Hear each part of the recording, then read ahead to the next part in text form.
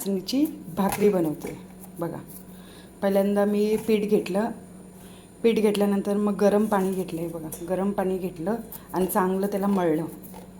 हे बघा, चांगलं असं मळून घेतलं मी. सकाळीच नाश्त्याला नाचणीची भाकरी आणि ही बघा वाटाण्याची भाजी. ही बघा, हे वाटाणे रात्री मी भिजत घातलेले हिरवे वाटाणे आणि ते आता बॉईल करायला ठेवले. त्याच्यामध्ये एक बटाटा टाकला आणि ही नाचणीची भाकरी आज करणार आहे मी. पीठ मळून घेतलं, चांगलं पीठ मळून घ्यायचं आपण आणि चांगलं मळून घेतलं ते बघा मऊसूत होते. तर बघूया, मी पण आज फर्स्ट टाईमच बनवते. मी ज्वारीची भाकरी बनवते पण नाचणीची भाकरी मी फर्स्ट टाईम बनवते. बघूया. गॅस पेटून घेतला.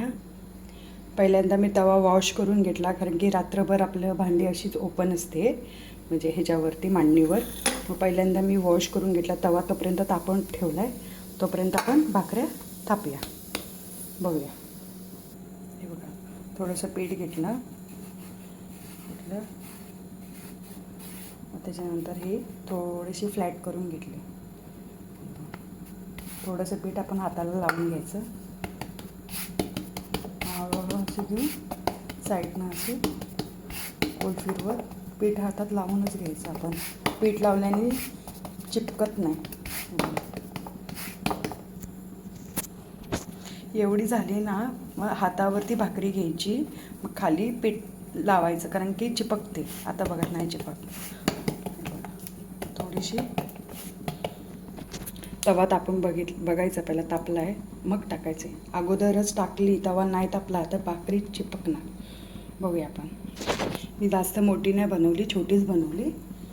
आणि आता आपण टाकल्यावरती असं पाणी लावायचं. गॅस जरा फास्टच ठेवायचा, कारण की मग हे होणार. मग नंतर मी मीडियम गॅसवर झाली. थोडंसं पाणी लावायचं त्याला साईडनं हे करून घ्यायचं. मग बघा, आपली नाचणीची भाकरी एक बाजू चांगली झाली. मग नंतर आपण गॅसवरती पण भाजू शकतो डायरेक्ट. हे बघा, तोपर्यंत त्याला भाजायला द्यायची. तोपर्यंत आपण ही दुसरी करूया. हे बघा तयार. कडेकडेने हे चांगलीशी भाजून घेऊया.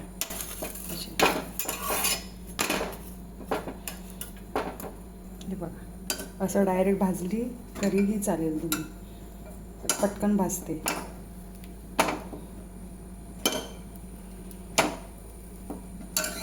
नाचणीचे आपण वडे बनवू शकता, नाचणीची लाडू बनवू शकता. जर तुम्ही कमेंटमध्ये सांगा तुम्हाला नाचणीचे लाडू हवे असेल तर, बघायचे असेल तर कसे करतात तर मला सांगा, मी करेल.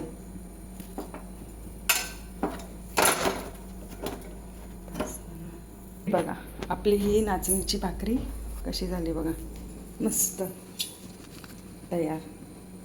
बघा, खरपूस भाजली मस्त. आता आपण बघूया. त्याला पनीर लागतं. पनीर आणि ते बघा दूध गरम करायला ठेवलं. थोडंसं बटर वगैरे करायचं. बटर टाकायचं आणि चांगलं फ्राय होतं. हे बघा, असं भाजून थोडंसं घ्यायचं. असंच खायला त्याला नाश्त्याला लागतो ना काय पण. पनीर तर जास्त खाल्ल्याने चांगले पौष्टिक असतं पनीर.